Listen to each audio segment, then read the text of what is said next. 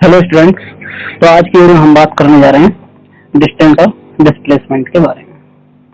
तो अगर हम बात करें डिस्टेंस की, तो पहले एक छोटा सा एग्जांपल लेते हैं कि मान लेते हैं कि हमारे पास दो पॉइंट हैं P और Q, और ऑब्जेक्ट को यहाँ से इधर उधर मूव कर रहा है।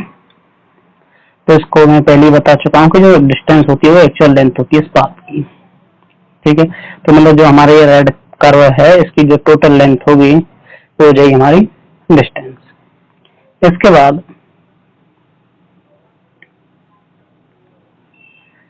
अगर हम बात करें डिस्टेंस के बारे में और, तो हम कह सकते हैं कि जो हमारी डिस्टेंस होती है तो डिफाइन करने की होती है total length of the path. मतलब जिस रास्ते पर ऑब्जेक्ट जा रहा है उसकी टोटल लेंथ हमें निकालनी है, और इसको मेजरमेंट करते हैं मीटर में और रिप्रेजेंट करते हैं नीचे। अब हमें पता है कि जो डिस्टेंस है वो हमारी स्केलर क्वांटिटी होती है। डिस्टेंस होती है वो स्केलर होती है। स्केलर इसलिए होती है क्योंकि इसकी कोई डायरेक्शन नहीं होती है। और इसके बाद it can be zero and positive but not negative.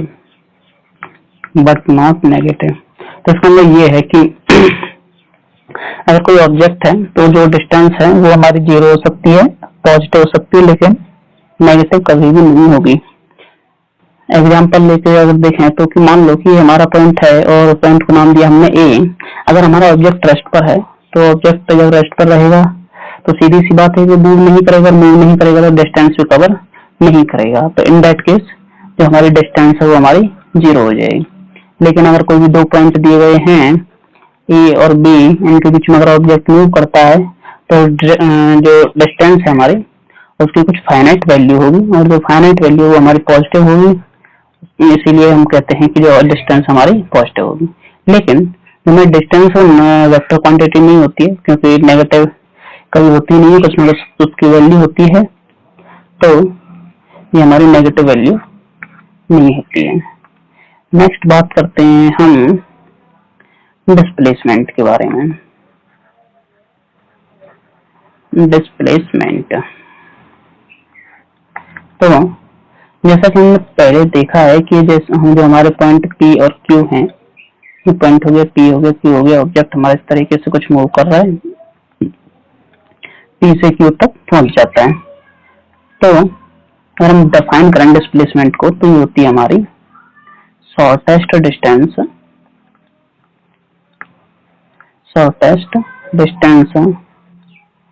Between initial and final position. तो हम कह सकते हैं कि जो हमारा पॉइंट P है और Q है, इन दोनों बीच में हमें सबसे कम दूरी होगी या शॉर्टेस्ट होगी वो हमें निकालनी है। और जो शॉर्टेस्ट डिस्टेंस होती है वो हमेशा ही स्ट्रेट लाइन से दी जाती है। मीन्स सीधे नहीं, एक स्ट्रेट लाइन से मिला दो तो शॉर्टेस्ट डिस्टेंस हमें मिल जाएगी। इसके बाद मेजरमेंट अगर हम करें तो मेजरमेंट करते हैं इसे मीटर में। जैसे हम डिस्टेंस को करते हैं वैसे ही डिस्प्लेसमेंट को भी मीटर में मेजरमेंट करते हैं। और ये एक वेक्टर क्वांटिटी होती है। वेक्टर का मतलब है कि जो इसकी डायरेक्शन है वो पॉइंट P से Q की तरफ है, और दूसरे शब्दों में कहें तो initial point two final point. जो हमारा इनिशियल पॉइंट है वहां से और फाइनल पॉइंट की तरफ इसकी डायरेक्शन होती है, इसीलिए ये वेक्टर क्वांटिटी है। और उसके बाद हम ये भी कह सकते हैं कि it can be zero, positive and negative.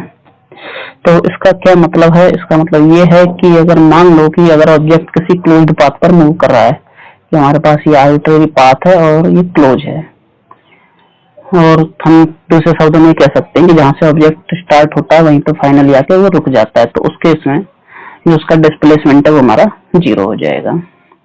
और जहां हम बात करते हैं डिस्प्लेसमेंट पॉजिटिव होगा नेगेटिव होगा, तो डिपेंड करता है कि हम किस डायरेक्शन को हम पॉजिटिव लेकर चल रहे हैं, किसको नेगेटिव लेकर चल रहे हैं।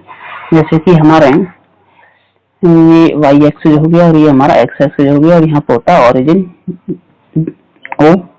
अगर हम फॉरवर्ड डायरेक्शन में जाते हैं तो वैल्यू हम पॉजिटिव लेते हैं, बैकवर्ड डायरेक्शन में जाते हैं तो वैल्यू नेगेटिव लेते हैं। तो सेम वही तरीका हमको यहाँ पर अप्लाई करना है कि अगर हम आगे की तरफ जा रहे हैं तो वैल्यू पॉजिटिव है और पीछे की तरफ जा रहे हैं तो वैल्यू नेगेटिव आएगी। तो ये हो गया डिस्टेंस और डिस्प्लेसमेंट के बारे में। तो चलिए छोटा सा न्यूमेरिकल कर लेते हैं और न्यूमेरिकल करते हैं इस तरीके से कि हमारे पास एक मान लेते हैं कि ये एक स्क्वायर, ये एक स्क्वायर है हमारा ए बी सी डी, जिसकी लेंथ हो गई एल। जो हमारा ऑब्जेक्ट है वो मूव करता है ए से बी की तरफ, बी से सी की तरफ, सी से डी की तरफ। स्टार्ट होता है पॉइंट ए से, ये हमारा स्टार्टिंग पॉइंट है, और पॉइंट डी पर आकर के वो एंड करता है मोशन को। तो अब क्वेश्चन है कि हमें बताना है इस केस में डिस्टेंस और डिस्प्लेसमेंट की वैल्यू कितनी होगी। तो डिस्टेंस तो आप बहुत इजीली निकाल सकते हो, डिस्प्लेसमेंट भी कैलकुलेट कर सकते हैं। तो वेरी सिंपल है, देखते हैं। डिस्टेंस की अगर हम बात करें तो डिस्टेंस का मतलब होता है एक्चुअल लेंथ ऑफ पाथ, जैसे जैसे वो गया है। तो ये पहले ए से बी तक गया तो ए से बी तक की लेंथ हमें निकालनी है, फिर बी से सी तक गया, बी से सी तक ऐड कर दो, सी से डी तक गया, इसको भी ऐड कर देते हैं। और इन तीनों में जब हम ऐड करेंगे तो ये हो जाएगी L plus L plus L is equal to 3L। ये हो जाती है हमारी टोटल डिस्टेंस। अब इसके बाद अगर हमें डिस्प्लेसमेंट निकालना है तो डिस्प्लेसमेंट का मतलब होता है शॉर्टेस्ट डिस्टेंस ए और बी के बीच की। तो जो हमारी शॉर्टेस्ट डिस्टेंस होगी ए और बी के बीच की वो होगी हमारी ये स्ट्रेट लाइन, और जो स्ट्रेट लाइन है वो हमारी ये वाली ए से डी, जिसकी लेंथ होगी एल। तो जो हमारा डिस्प्लेसमेंट है उसकी वैल्यू हो जाएगी एल। तो आई होप कि आपके सामने क्वेश्चन आया होगा। अगर नहीं आया है तो कमेंट बॉक्स में कमेंट करें, कोई भी क्वेश्चन आए। और कमेंट बॉक्स में मेरे वेब पेज का भी लिंक दिया गया है, उसको देखने में ना भूलें, क्योंकि इस पर जो भी नोट्स होते हैं इनके वो सब शॉर्ट में डाल देता हूँ। तो एक क्वेश्चन अब आपके लिए है, आप इसको ट्राई करें। तो क्वेश्चन है कि ये हमारा एक सर्कुलर आर्क मान लेते हैं, यहाँ पर पॉइंट P है, यहाँ पर पॉइंट Q है, और ये सर्कुलर आर्क इस तरीके से बना हुआ है कि जो ये एंगल सबटेंड कर रहा है सेंटर पे वो हमारा 2θ है। अब तो क्वेश्चन है आप लोगों के लिए कि अगर वो P से Q तक जाता है, स्टार्टिंग पॉइंट हमारा P है, एंड पॉइंट है Q, तो इस केस में उसका हमें डिस्टेंस कवर्ड बताना है कि वो कितनी डिस्टेंस कवर करेगा, और साथ ही साथ हमें बताना है कि जो ऑब्जेक्ट है उसका जो डिस्प्लेसमेंट होगा वो कितना हो जाएगा।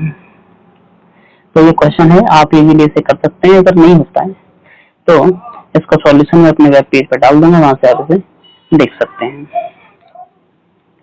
तो आज की वीडियो में इतना ही, बाकी और अगली वीडियो में डिस्कस करेंगे। नेक्स्ट वीडियो में डिस्कस करेंगे स्पीड और वेलोसिटी के बारे में।